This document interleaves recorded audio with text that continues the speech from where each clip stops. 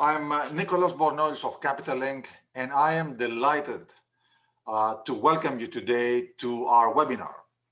Our guest today is John McCown. He is the co-founder and former chairman and CEO of TrailerBridge, the US flag container carrier. John and I share the Harvard Business School experience. So we are in a way HBS's contribution to the shipping industry to some extent. John has a rich career in shipping. Obviously, he's been in the industry for a long time. And one of his big influences in his career has been Malcom McCown, who was his mentor. So John also has been focusing actually on the shipping industry from the investment perspective for the last few years. He was the transport sector head for a 20 billion hedge fund. And since he has been focusing on entrepreneurial projects in the maritime space. Now, John, among the many things he has done, he has also put together an amazing book called Giants of the Sea, Ships and Men Who Have Changed the World. And we are delighted that John is going to present this book to us, take us back in history, talk to us about those men who have made such a big contribution to the industry and changed the world. By the way, you can find John's book at Amazon. And I look forward to his presentation, and then we can have a Q&A. If anyone would like to submit questions, John is going to take them and reply to them after his presentation. So John, welcome. Thank you very much for being with Capital Link and with me at today's webinar. Nicholas, thank you for that kind introduction. It's great to be here, particularly on this particular day. 65 years ago today, the Ideal X sailed from Port Newark to Houston with 58 33-foot containers on board. That was the birth of containerization. To bracket how far we've come since then, the largest container ships today carry 251 times as many TEUs. The containers on just one of those vessels, if lined up end to end, would stretch over 90 miles. 65 years old today, but still robust and an irreplaceable part of the world economy. We now know that that day was much more than just a simple sailing. It was the catalyst for eventual steps that would materially change the world. One day, I suspect there may be agreement among historians that April 26, 1956 was really the beginning of globalization. After all, without containerization, it is irrefutable that there would be no globalization. The book is a broad A to Z sweep of the modern cargo shipping industry, how it developed, and the pioneers who played a key role in that development. I'll give you an overview of what the book covers over the next 25 minutes, and then we'll have a short Q&A session. So why write this book? Its genesis goes back over 20 years when I encouraged Malcom to cooperate with a professional to get the full story of his remarkable life out there. I got close to making the case, but in the end, Malcom didn't believe, as he would say, in quote, tooting his own horn. Malcom did say that when he was gone, maybe I should write the book. My initial focus was on a book just about Malcom, but as that expanded into the story of the impact of his innovations, a broader narrative began to take form. I guess I also realized that a book just on Malcom would be seen as coming from a biased source and wouldn't necessarily have the broad interests I was hoping the book would find. The audience I had in mind for the book also evolved. From a book targeted at shipping folk, it transitioned to one aimed at the public. An offhanded comment by a colleague at a hedge fund that he really enjoyed reading about large ships and what they did was a catalyst. As the book grew, the stories that I thought needed to be told grew. The key story to me is just how vitally linked the modern shipping industry is to everyone on the planet. For folks outside the industry, the facts will be eye-opening. For the insiders on this call, it's a reminder of the incredible and irreplaceable role the industry plays every day. It's a story that everyone should be more aware of. The book can be broken down into 5 segments that roll out sequentially. Those segments, along with the table of contents, are shown here. With a total of 330 pages spread across 30 chapters, the segments aren't quite evenly divided. How they compare in terms of both pages and chapters is listed here. The separate chapters are laid out sequentially, and if you have Superman vision, you can see that they too vary in length. A key point is that each chapter is discrete and stands on its own, so they can be read in any order you may choose. We'll touch on highlights of each of these major segments. As the book grew, so did the introduction. The main reason for this is that I kept pulling forward key points that I thought belonged up front. So in addition to being an introduction, it also includes something akin to an executive summary. I ended up taking part of the introduction to form an author's preface, which highlighted my background and reasons for writing, along with some of my key data sources. The chapter on early cargo shipping, from moving obelisks on the Nile barges to just before World War II, is fascinating if you like history. While sailing ships have been extensively covered in books, I've always found that the cargo aspects that were the fundamental driver of these voyages weren't given the focus they deserve. We cycle through the extensive maritime trading networks operated by the Egyptians, the Phoenicians, the Romans, the Vikings, the Venetians, the Chinese, the Portuguese, the Spaniards, the Dutch, and the British. We're reminded that all of the discoveries grew out of the goal of establishing new maritime commerce routes. One of the things you're struck with is how little cargo shipping actually changed over 2 millenniums. Sails moved the ships, and loading and unloading was unspecialized and highly inefficient. When Rome was the largest city in the world, just as all roads led to Rome, all cargo ships went there also. Rome received over 1,000 ships annually at its peak. The largest ships were loaded with 1,200 tons of grain from Egypt. The shipping container in the days of the Roman Empire was the amphora, a terracotta vase with a slender neck and opposing handles. It was used to move almost everything and was made in sizes up to 5 feet tall. The handles allowed it to be tied down, and the loading and unloading operations back then weren't too different from those just prior to the modern era in the post-war period. Barrels and bags and crates and all manner of separating and securing different types of cargo would come into being, but the cargo operations would remain manual and highly labor intensive. Basic factors like the tall and straight wood crees in Lebanon and Scandinavia would play a role. Wooden sail ships needed them for their planks and masts, and those crees were a key factor in the maritime commerce developed by the Phoenicians and the Vikings. On the flip side, Spain would hit constraints with its native wood for building ships. This would be mitigated by the hardwood in the Philippines, a colony of Spain that would be used to build the famous Manila galleons. The amazing Manila galleons would sail the Pacific for over 200 years. They were actually involved in what could be called the first intermodal cargo movement. Goods from the Far East made their way to Spain in a journey that included a land move over Mexico. The incredible fleets and commercial voyages of Chinese Admiral Zheng He in the 15th century involved the largest wooden ships ever built. They would not be eclipsed in size until iron hulls 4 centuries later.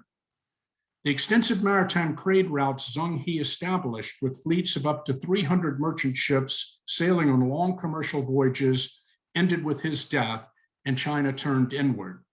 Today, some of the same maritime routes Zheng He sailed 600 years ago are part of the One Belt, One Road initiative.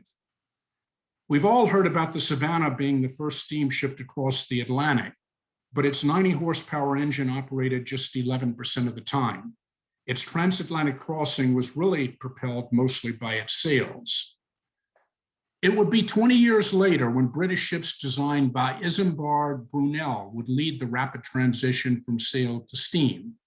Brunel was really the world's first naval architect. The iron hulls and screw propulsion he combined with large steam plants would be the basic model for both naval and cargo ships for more than 100 years. The British Empire was largely built on the strength of the British Navy and the British Merchant Marine. They ruled the seas in large part due to Brunel's innovations. Not surprisingly, Brunel was ranked as the second most important Briton in history in a recent poll of historians, just after Winston Churchill. The history of the worldwide expansion of steamships has important lessons for us today. It was the British Navy's systematic establishment of coal bunkering facilities at strategic ports around the world that made steamships viable. Similarly, the widespread use of the emission-free fuels that shipping is now moving towards will require infrastructure assuring that such fuels are available worldwide. An early chapter gives an overview of cargo ships across all the categories. My focus is on ships over 600 feet long. We also provide data on ships over 300, but I chose 600 in length as the delineation for a giant ship because it seemed like an easy to understand metric. Most people would argue that something over 2 football fields long is a giant ship. Based on my sort of a large database on a recent particular day, I identified 17,546 ships, cargo ships over 600 feet long. My book includes many tables of data breaking down what is in effect a complete census of all cargo ships worldwide. I like numbers, and they are an efficient way to communicate information. You'll see lots of numbers in my book, particularly in the chapters about the different shipping categories. There are also lots of comparisons to drive home the physical enormity of the industry. Lined up end to end, for instance, those 17,546 ships would stretch out 2,766 miles, the driving distance from New York to Los Angeles. There was a recent book on shipping titled 90% of Everything that highlighted the role of the industry. But even that title understated the role of shipping in international trade. When the 15% of international trade moving by land, mostly in Europe and North America, is exempted, the air mode accounts for only 0.23% of international ton miles. Ships account for the remaining 99.77%, and what may be the ultimate tortoise versus hare story. The domain in which these physical giants of the sea operate is the oceans and seas comprising 71% of the earth. In many respects, it is a domain they rule. One of my favorite quotes comes from Joseph Conrad's 1906 book, The Mirror of the Sea, where he says, a modern fleet of ships does not so much make use of the sea as exploit a highway. It's been the automatic signature on my Gmail account for more than a decade. Conrad's quote was prescient. Back then, however, the sea was a relatively underutilized road. Today, it is more like a 4-lane superhighway connecting every navigable part of the globe. On that highway are the largest moving objects ever built by mankind, carrying the raw materials and finished products the world wants and delivering 24/7 economic benefits that come from that trade. In multiple ways, I highlight the scale and impact of the modern cargo shipping industry. It moves 10.6 billion tons of cargo annually that is worth $11.7 trillion. If you exclude the services component of the gross product of the world, the 11.7 trillion in tangible products moved by vessel is equivalent to 41% of the remaining gross product of the world. In other words, today, almost half of the tangible products you can touch make at least part of their way to you by ship.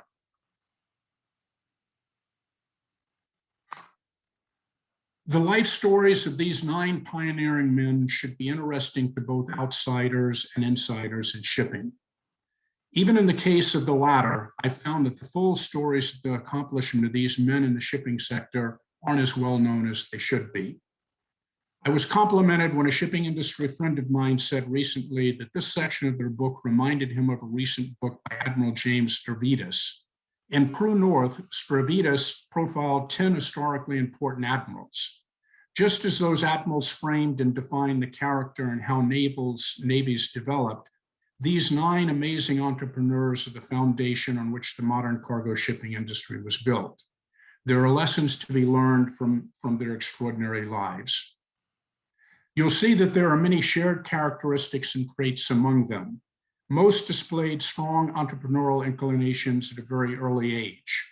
They are all broad thinkers with a constant eye on what would unfold long term. All of them were strong analytical thinkers who were particularly comfortable with numbers and finance. Each of them recognized and appreciated the benefits of size and scale. They were all born within a relatively narrow range. Their work ethic was exceptional, and their focus tended to be exclusively on long-term strategic goals. All were optimists about both their and the world's future. They all developed an appreciation for their own judgment and counsel and moved ahead with confidence after they had made a decision. There are threads that connected them to each other, developments outside their core area, and to the larger world. Malcom and D.K. Ludwig had a decades-long friendship. Onassis and Nearchus were legendary competitors on almost everything, but they came together to both invest in new oil refinery capacity for their beloved Greece. In addition to being the father of modern shipbuilding, Henry J. Kaiser was a pioneer in providing healthcare coverage to employees, and Kaiser Permanente is one of the largest HMOs in the world today. Y.K. Pao was referred to as the Lord of the Sea by his friend Chinese leader Deng Xiaoping. Pao played a key role in China's transition to capitalism. Maersk Moller was asked to be the first non-American member of the board of directors of IBM, one of the first truly international companies. There is a direct link going from Henry J. Kaiser to D.K. Ludwig to the development of the Japanese shipbuilding industry and the first real export-oriented economy. This is how it occurred. Ludwig hired one of Kaiser's managers, Elmer Hahn, to run his welding shipyard in Virginia. That shipyard built tankers for Ludwig's own companies using modular construction and the new welding technology. The tankers that Ludwig wanted to construct soon eclipsed in size what his yard could handle. He began looking for a new shipyard. Ludwig learned of the large naval shipyard in Kure, Japan, now controlled by the US government. In 1951, Ludwig entered into a 10-year lease to operate it. Hahn was sent to manage the Kure yard and instituted the same training program he had developed in the US. Japanese workers were taught the construction methods that the US had used to revolutionize shipbuilding just a few years earlier. In quick order, the Kure yard was operating, building cargo ships for Ludwig and prospering. Shipbuilding was the first industry where Japan rose to the top in the post-war years. In many ways, the shipbuilding industry became a model for Japan's later success in many export industries. The Emperor of Japan recognized the key role of Elmer Hahn when he awarded him the Third Order of the Sacred Treasure. Hahn was only the second non-Japanese person in history to receive that prestigious award. Most of the individual giants have threads linking them to the past. Except for the Americans, all of these men can be linked to past cultures that had exceptionally strong maritime trading traditions. The Greeks can be linked with the Phoenician traders, the Danes can be linked with the Vikings, and the Chinese can be linked with Admiral Zheng He and the Han Dynasty traders before him. America's maritime past is more recent and doesn't go much further back than the glorious clipper ship era. But when it comes to the modern shipping era, almost everything is inevitably linked to America. It is there that the ideas and processes that created modern shipbuilding and all three of the modern shipping segments were invented and developed. I believe that America remains the thought leader in the shipping industry today. These men accumulated immense wealth. They were risk takers and builders in the classic sense. D.K. Ludwig was said to be the first billionaire in the world and was listed #1 in terms of net worth in the inaugural Forbes 400 listing in 1982. Despite their wealth, with a couple of notable exceptions, their personal tastes were often simple. These men led with their actual accomplishments, and those accomplishments were the primary goal they sought. D.K. Ludwig would leave his entire fortune to cancer research. So if you want to read about a group of entrepreneurs who are constantly searching for new and better ways of doing things, pushing ahead to develop innovative, tangible assets and processes, following their own counsel and risking their own capital, I highly recommend you read all of these profiles. I think there are lessons to be learned from each of these admiral gentlemen.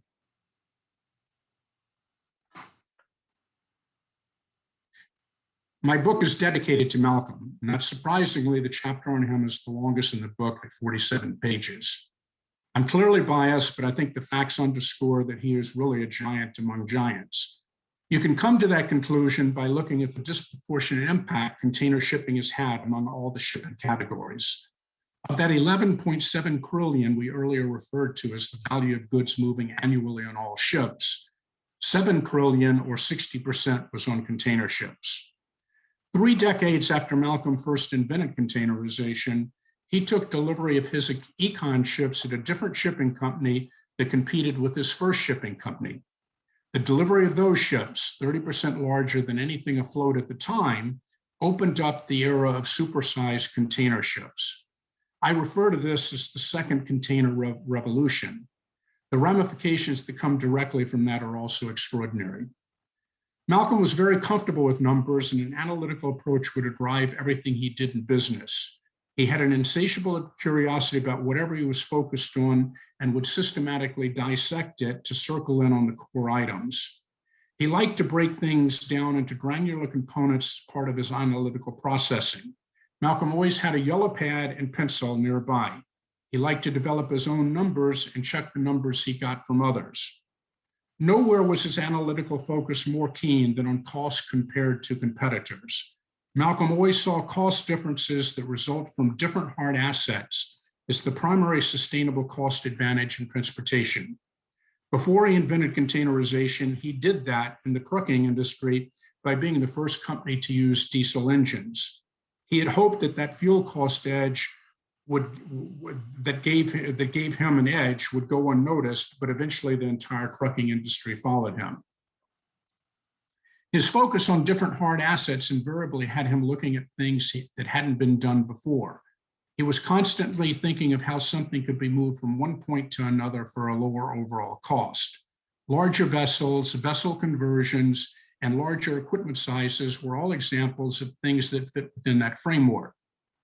Because Malcom was usually looking into something new and different, he built his analysis from the ground up. That hands-on, holistic approach gave him strong confidence in his own analysis. His focus was almost always on expected costs versus a competitor. Malcom was a voracious reader of news across the entire transport sector and could be inspired by trends he saw developing in other modes. The status quo was a foreign concept to Malcom. He was always questioning and analyzing. His granular approach to cargo movements was never more apparent than when Malcom was at a freight terminal or on a cargo ship. He took in everything like a sponge, with questions and observations that invariably came around to how lower cost per equivalent unit could be achieved. Malcom took in all the relevant information, worked on his own numerical analysis, and came to a decision. The Human Progress Project was started by a large think tank a couple of years ago to chronicle and share data related to the improvement in human well-being. As part of that effort, they published a series of profiles referred to as the Heroes of Progress. In those, they recognize individuals whose lives have significantly improved human well-being. People like Johannes Gutenberg, the inventor of the printing press, and Jonas Salk, the discoverer of polio vaccine, were so profiled. The 17th era of progress recognized by Human Progress was Malcom. They accurately said his invention of container shipping was the key to growth in world trade that lifted hundreds of millions out of poverty. Malcom is the only businessman other than Bill Gates that was included in the 50 people profiled by Human Progress. That's quite a legacy for any businessman, but one that I think the facts support as being well-deserved by Malcom. This is the segment that describes each of the major shipping categories as they exist today. Each of these chapters is anchored by a unique census of the votes comprising the category and subcategories on a recent particular date. In addition to lots of tables and data and numbers, the chapters include a history of the category in the post-war period, major trade routes, and other facts relevant to each category. There are multiple comparisons to highlight the size and incredible scale involved in each of the shipping categories. From a weight and volumetric perspective, each category really represents one of the largest physical industries in the world. This slide summarizes each of the major categories in terms of the ships over 600 feet long in each. Container ships move 162 million 20-foot equivalent units annually. Stretched end to end, those containers would stretch out over 612,000 miles. Imagine a ribbon of steel containers 8 feet wide and 8 feet high, circling the equator 25 times and filled with almost any product you can imagine.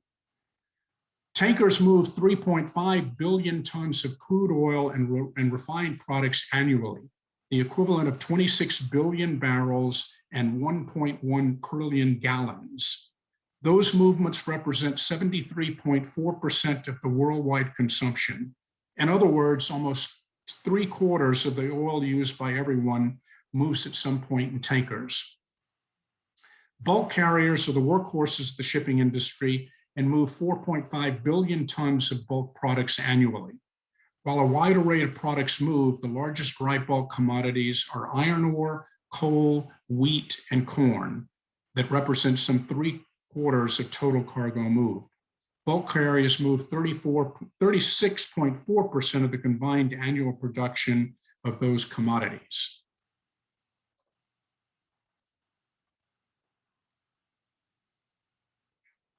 In this segment of the book, we cover topics of interest in all the major shipping categories.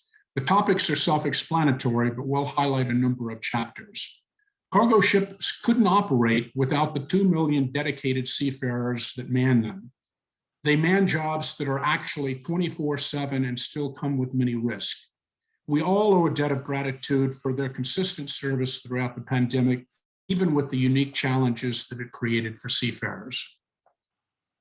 No other transport mode comes close to shipping in terms of cost and fuel efficiency, as well as volume of freight moved.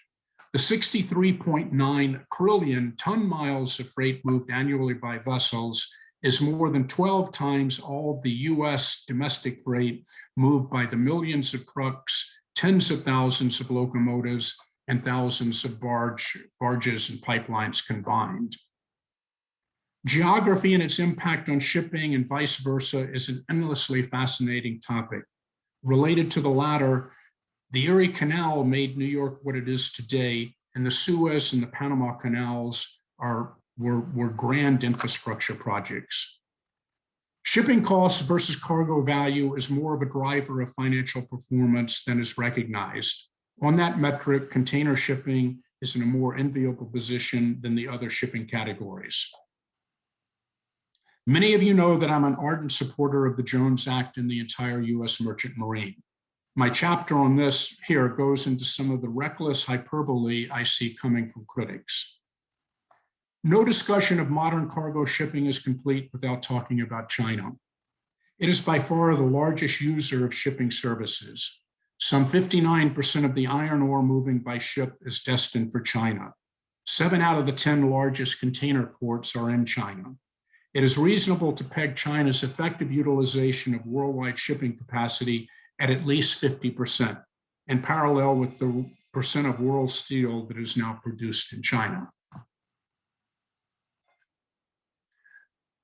The shipping industry is now moving into a period where macro factors will be more of a driver than ever. General economic conditions have always been important, but they will be joined now more than ever going forward by what comes out of issues related to the environment and views on globalization. On the environment, the future path keeps getting clearer. The move to LNG is already occurring. It will be a transition fuel that I believe will be followed quicker than many anticipate by zero carbon emission fuels. Right now, that looks like hydrogen and/or ammonia will be that fuel. Shipping makes globalization possible. The post-war revolution in shipping efficiency took shipping costs as a percent of cargo value to 50% or more in most cases, to where they were 2% or less in many cases. I believe economists have underestimated the elasticity of shipping trade to decreases in relative shipping costs. The data suggests that in many cases, they may have the chicken and egg characterization reversed. Shipping cost efficiency is the cause and trade growth is the effect. The data also points to cumulative benefits to countries that from trade as being irrefutable, but how those benefits are divided within countries has resulted in increasing backlashes against trade. How those views play out in the future could have a pronounced impact on the shipping industry. Almost all of the challenges facing the shipping industry relates to its financial performance. The actual financial results of the shipping industry in the 12 years since the financial crisis have been fairly abysmal across most categories. You have to look hard to find industries whose cumulative results recently have been as poor as shipping as some of the various shipping categories. In most cases, the results of the vendors who rely on shipping companies, as well as the customers whose cargo moves on ships, have results vastly superior to the shipping companies themselves. In multiple situations, how the economic pie is split bears analysis and rethinking. These bad historical results by themselves have some debt and equity providers turning their back on the industry. That is never a good thing for a capital-intensive industry. The culprit, as always, has been excess capacity. More discipline is needed when it comes to ordering new ships. Tighter corporate governance with more independent board members would benefit the industry. My view is that if more of the industry publicly owned, the additional transparency that comes with that would also be beneficial. An issue that occurs too often in shipping is that key shareholders often have other interests. When that occurs, they aren't fully aligned with maximizing the performance of the shipping company itself. Side pocket companies getting commissions and interest in suppliers and vendors often result in an agenda other than maximizing results. Nowhere is this more of a burden on the industry than in cases where governments own or control shipping companies. In those cases, the focus is often on what the company can do in support of larger agendas. Those might include keeping rates on imports and exports low and buying ships from local shipyards. Either of those are a drag on the performance of the entire industry.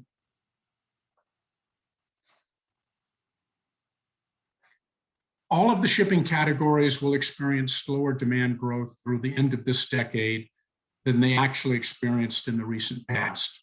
In the 20 years from 2030 to 2050, that growth will slow down even more in all categories and actually turn negative in all of the tanker categories other than LNG. Those figures come from the latest long-term DNV forecast that I view as the most credible. Improving the environmental footprint of shipping will be a clear priority in the future. The transitions it will make will put it near the top in terms of relative improvement among industries. The industry will go from a laggard to a leader in the environmental area. I can actually envision shipping showing the way for other transport modes to use zero carbon fuels. Despite slower growth, I'm optimistic about the future of the business of shipping. That is because I believe that slower growth will actually tame some of the animal spirits that have resulted in consistent overcapacity plaguing industry results. When growth is GDP or less, more focus will be on managing the business than on growing the business. That will be a good development. If the industry is able to better manage itself, we may truly be on the cusp of the golden age of the business of shipping. A key takeaway from my book is what could be called the grand irony. There was a time when the comings and goings of vessels were well known. The shipping industry was familiar to the public and recognized as one of the largest and most important. Over the years, the shipping industry receded from public view, first slowly and then at a galloping pace in the post-war era. Today, the shipping industry operates almost entirely out of sight. The great irony in this shift from top-of-mind awareness to almost no public awareness is that the shipping industry is more important to the world economy than ever before. In one way or another, this powerhouse industry is linked to the daily lives of just about everybody. It is literally the invisible industry that delivers the world economy. The impact of this irreplaceable service goes well beyond the economy. The trade made possible only because of these efficient giants has lifted hundreds of millions out of poverty. That same trade has also made the world more peaceful than it would otherwise have been. By definition, countries that trade goods with each other are less likely to trade bullets with each other. To wrap up, this is a book that makes for an interesting read for folks both in and out of shipping. It's packed with information and fun facts about an industry that touches just about everybody each day in one way or another. The book comes in a large hardcover format. I have a copy right here, and is available now on Amazon and other popular book reseller websites by keying in Giants of the Sea. I've told some of my shipping friends that even if they already know everything in the book, it will look impressive on their coffee table. I've also said that the next time a friend, relative, or even spouse says, exactly what is it that you do, something that all of us in shipping have heard at one time or another, you can point to the book and say it's in the book. We'll now go to your questions. Thank you.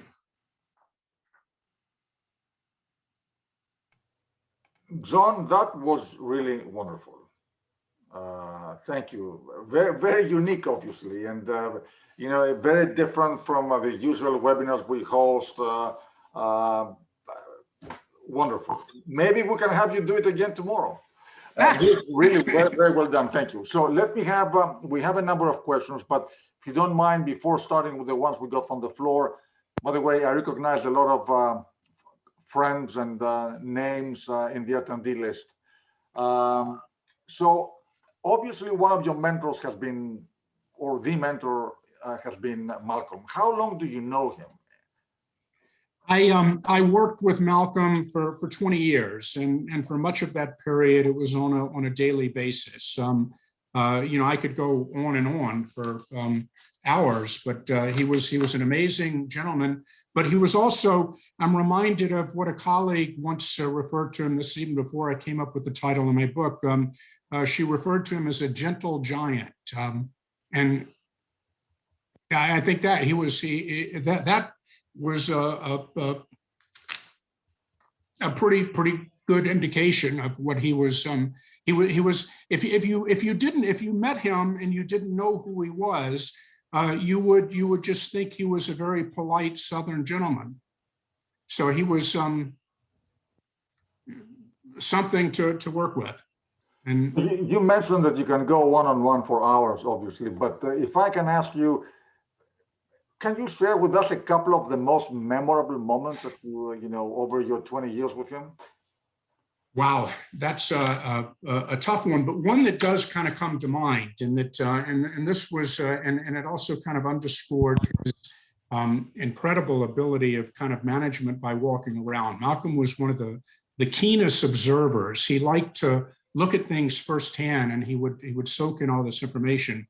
And at one point, we were kicking around the idea of buying an existing ship and converting it and putting 53-foot containers on the deck. It was actually a fairly large tanker.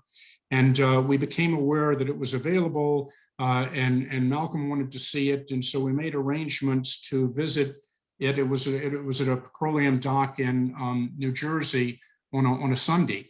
And the broker had alerted the ship, and so they knew somebody was going to be visiting, which wasn't unusual because it was being sold. And so we showed up near the appointed time, and were met by a second mate, you know, on the gangway, and you know, he took note of our name and wrote them down, and knew that we were the people to kind of look at the ship.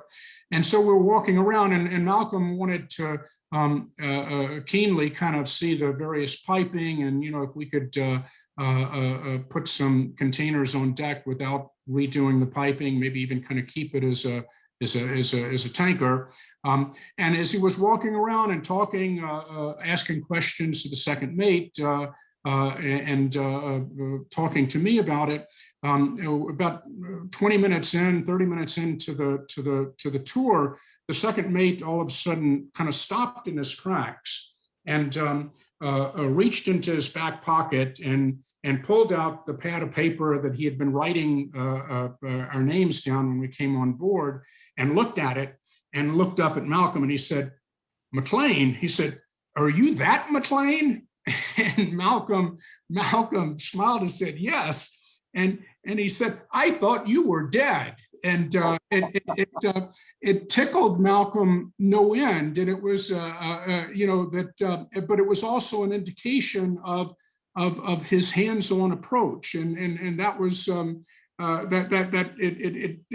Malcolm would tell that story many times. Because it just, it was a bit of a reminder that here's somebody, and I think this young man had gone to Kings Point or one of the schools and knew of Malcolm McLean and the legend of Malcolm McLean, and had seen that as somebody a couple of generations ahead when he was in school. And here he was, touring with the ship, with that very person. That is one of the stories that comes to mind. Thank you. By the way, John, I hope you haven't booked a lot of other appointments between now and dinner, because judging from the questions we have, we are going to be in for quite some time here. I will. I've kept the afternoon clear. So a number of the questions, and I will try to group them because some of them tend to overlap. Now we're going from history to the future. What do you think of the current state of the container industry? I mean, you have shared with us the evolution over time. Where do you think we are today, and where do you think we're going? Well, it's been some amazing results in the last couple of quarters, and I follow the results of the industry closely, and I must admit being surprised where we are now relative to where I thought we would be a year ago. And a year ago, meaning, of course, the catalyst of the beginning of the pandemic, I think everybody knew there'd be a significant a shock to volume, and that did in fact occur. But what ended up happening was what was in hindsight kind of an overcorrection.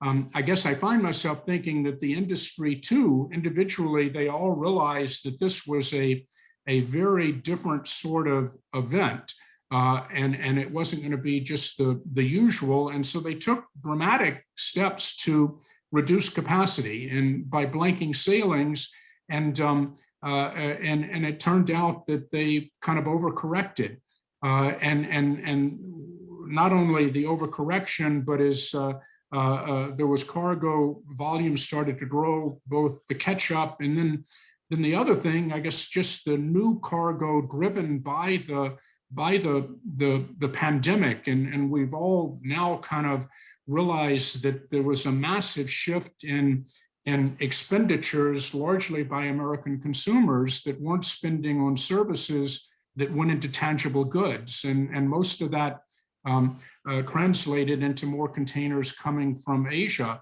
So the industry found itself in the rare condition of demand actually being higher than supply, and that's everything in the shipping market, and rates took off. While the spot rates are only a small part of what moves on container ships, those spot rates are a key determinant of the contracts when they will be renewed. And the contracts are being renewed at significantly higher rates. And so lo and behold, the industry went from what looked like prior to the pandemic, it was break even at best. It looked like 2020, I was one of the ones that thought it'd be a very large loss, ended up being nicely profitable, with the fourth quarter the best quarter the industry has ever had. I pegged the earnings at net income at more than $9 billion. And the first quarter, which normally is a drop down from the fourth quarter, is going to be even better than that. So it's amazing results in the container shipping sector. It's impacted. What'll be interesting to see, and we have to see how the actual data runs out, but at some point the cargo that was generated because of the pandemic will subside, as the health crisis hopefully mitigates, and we'll get back into a situation where potentially capacity is more than demand. So I don't have a strong view of that. I guess my one observation is that I think even people in the industry are probably surprised at how they were able to control their own destiny, perhaps more than they thought. And so whether that's a new learned skill or it gets back to how the industry and typically deals with contractions in volume by competing for that volume and the rate effect. So that remains kind of the $64,000 question. So John, a number of the questions that we have, and again, I'm grouping them, they focus on what's next for the industry in terms of going away from fossil fuels, and also in terms of all these alternative propulsion systems that are out there. How do you see the industry evolving? And do you see the industry adapting by itself, or do you see the industry adapting because of external pressures? I think we'll see more leadership from within the industry than we have in past things. Certainly than the whole IMO discussion, where the industry was kind of more pushed into that. And I think that's the smart way to go, because I think that no matter what, there's a wholesale desire across the world to reduce emissions. I mean, up until now, the shipping industry, I think, too often has conflated its fuel efficiency with the cleanliness of that fuel.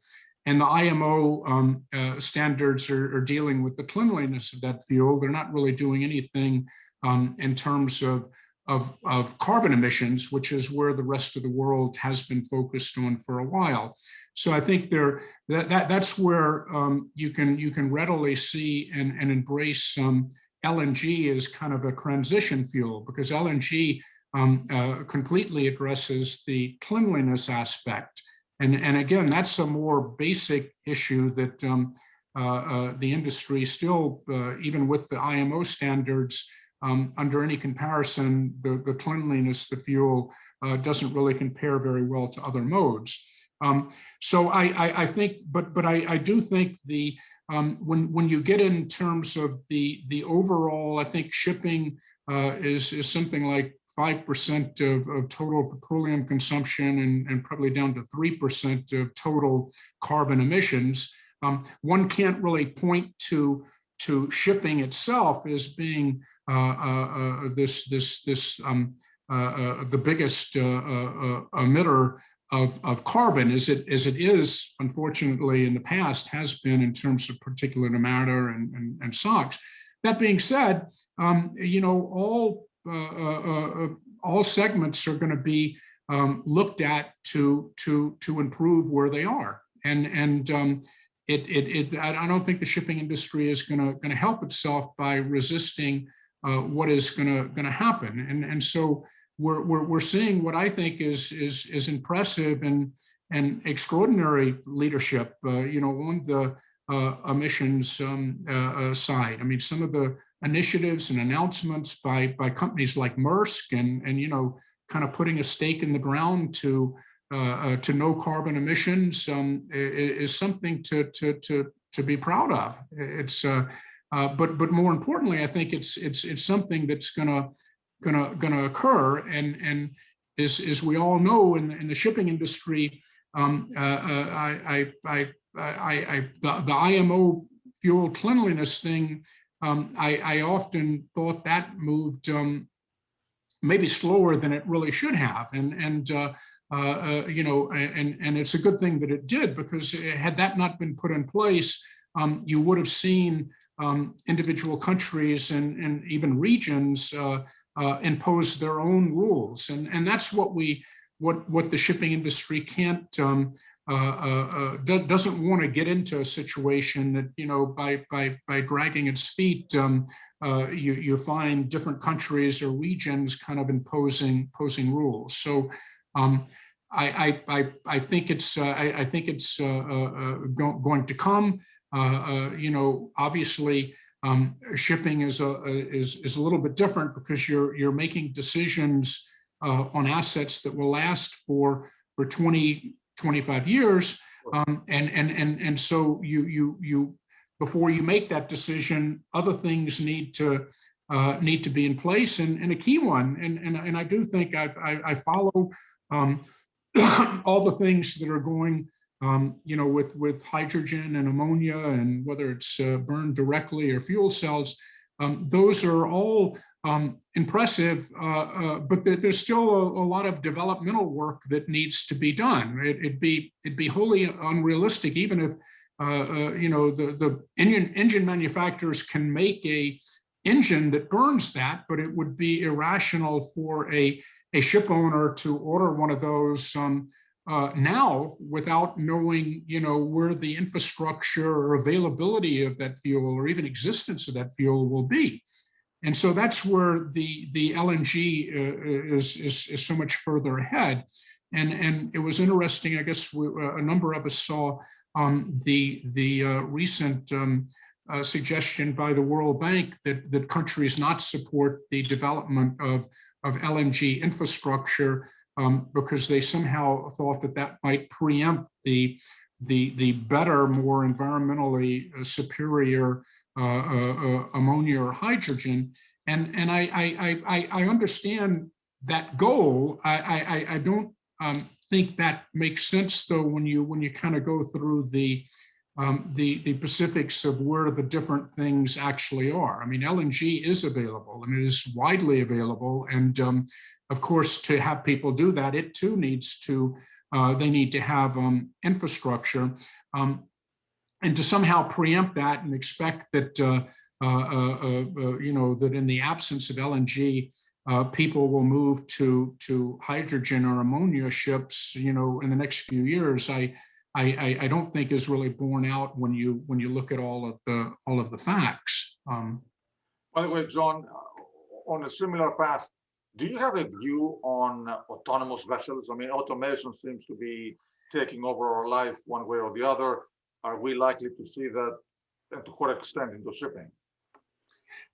I think at some point we will, you know, and I look at that as a gradient. You know, before you get to fully autonomous, there are all sorts of functions that can be made more autonomous.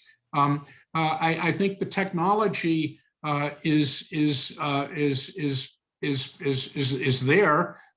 I actually have a patent on something that was never implemented, but we were looking at a form of autonomous vessel where we would have a barge connected to another barge, or, you know, where kind of a string of barges would operate, and the barges would have be self-propelled, and we would operate them through cables. So I think it makes the technological capability is there. One of the issues is that, you know, when you get into, and it varies by sector, but if you look at all of the relative cost, and some of the sectors, you know, particularly with new modern LNG ships and the mega container ships, the overall operating cost is a relatively small percentage. So before you get to fully autonomous, that owner or somebody's going to want to be completely confident that really works all of the time, you know, because the plan B, if it doesn't work, is some pretty significant downside. But I think it's something that we'll see more and more of. I think of when one kind of looks at it across the transportation modes, it makes probably more sense, in larger scale, like shipping, before you get into smaller scale, even like cars. I mean, it's really kind of amazing that we have cars running autonomously or seemingly having that capability now, and we don't have ships because the oceans are a bit less crowded. So I think that's going to come, and I think that in many respects plays to the as that develops, that can play to the strength of thought leaders and vendors and companies and shipyards in America. We're America. People kind of forget we have by far the most. We're America's most advanced shipbuilders in the world. Now, I know there are people out there that will challenge that, and by that, all of our efforts in shipbuilding, or much of our efforts, are focused on naval shipbuilding. But from a pure technology standpoint, our shipbuilding technology is pretty unbeatable, and so the more complex you get, in some respects, the more that kind of plays into that relative advantage. So, John, we are, by the way, coming up to an hour, so we'll try to wrap it up. But of course, we have quite a few more questions to go. On a similar path, but a little bit different, we have a very interesting question. And the question is, if it has happened, why did the US give up the international sea transportation? I mean, you were just talking about shipbuilding. Now we can move into sea transportation. Has the US given it up, and why? Well, I repeat the question again. It was, why did the US give up on? Why did the US give up the international sea transportation? Because a lot of it right now, the international one indeed, is taking place on foreign flag vessels. Yes. I wouldn't use the term give up, and there are all sorts of structural reasons, and I kind of go into those in my book. Obviously also the U.S. U.S. owned shipping is a larger percentage than U.S. flag. But I think it's not surprising in terms of it came down to operating cost, and the U.S. is not alone in terms of a shift. I mean, if you look at the crewing of vessels and the flag of vessels, the flag of convenience, which didn't really exist until just before the war, the U.S. actually established the very first flag of convenience in Panama, and it was established by the U.S. because we wanted vessels, U.S. flag vessels, to provide supplies to the Allies, and didn't want that to be in violation of the neutrality law, and so we promoted the establishment of Panama as a flag of convenience, and the shift all came from people that were previously U.S. U.S. flag, and as that transition was first really on the rules and regulations, and it wasn't. But once you had competing flags of convenience, having rules set up that would allow the crewing to be wherever it came from, and then another big difference was kind of the tax angle. So the operating cost of vessels, in many of the sectors, shipping sectors, it's a commodity business, and the only differentiating cost, is crewing. And so you had owners going for the lowest crew cost they should have, and it shouldn't come as any surprise that when our per capita income versus the rest of the world is significantly higher, that translates into a U.S. flag vessel with the U.S. crew is going to cost you more money. But I don't think there was never a conscious desire to get out. Unlike other countries, we the government hasn't been directly involved as an ownership. I see bright spots within the U.S. merchant marine, perhaps more so than in a while going forward, both and what it can do. Much of the merchant marine is focused on the domestic industry, but those are modern vessels serving those markets, with stability. Something that a lot of people probably means even more when you see what's going on in the Pacific trades. Now, my observation, to people who criticize the Jones Act, if you were to snap your fingers and say there's no Jones Act, those markets would all be taken over by foreign flag vessels that would provide stop-off service, and that would kill the return market that a lot of those companies in those markets, the smaller return market, rely on. But it gets even worse than that. If you look at what's going on in the broader freight markets, where there are reports that carriers are moving empty containers back and not taking exports from the U.S.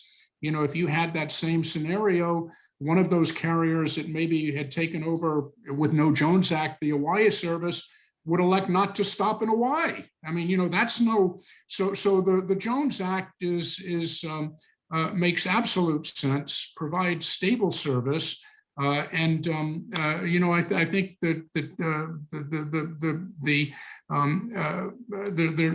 they're bright spots, and there some further initiatives that hopefully make a lot of sense for U.S. flag.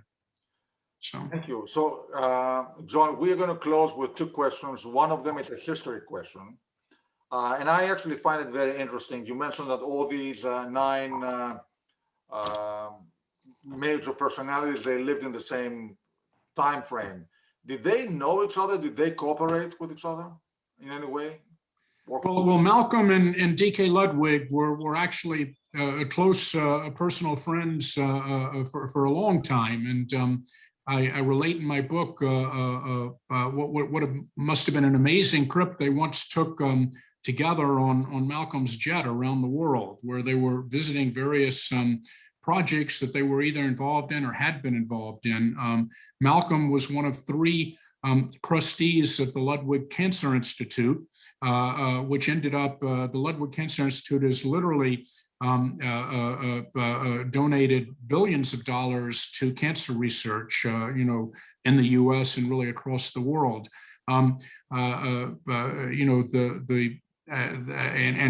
Malcolm also knew Ole Scarab, who I had the pleasure of meeting. So yeah, I think they traveled in some of the same circles. I think New York was a pretty central point that most of them were there at one point or another. I don't know a lot, but I'm sure almost all of them met 3 or 4 of their contemporaries. Henry J. Kaiser was a little ahead of both of them age-wise, but otherwise they all kind of lined up. And even Kaiser. Kaiser was fascinating. It was another fascinating guy. I mean, he was.